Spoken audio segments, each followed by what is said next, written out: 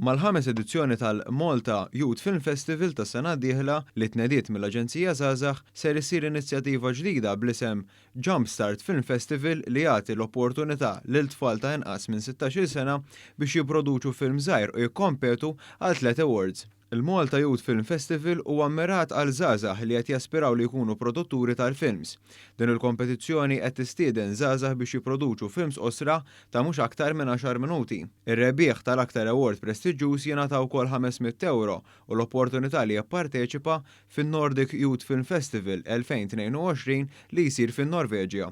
Il-fondatriċi tal-Malta Film Foundation għamlet l-appell tagħha biex tinkoraġġixxi lil dawk li ddubitaw fil-kwalità tax-xogħol tagħhom. Personalment nixtieq li ż-żgħażagħ kemm jista' jkun jikkunsidraw li l-films li jagħmlu films qosra jipparteċipaw f'dan il-festival. Dan huwa pjattaforma fuq livell nazzjonali fejn iż-żgħażagħ jistgħu jiltaqgħu flimkien, jaraw il-films, jiddiskutuhom, jitalmu wkoll kif il-films tagħhom jiġu interpretati mill-pubbliku, ma jridx ikollok xejn ħlief anke mobile phone, kamera sempliċi biex tipparteċipa.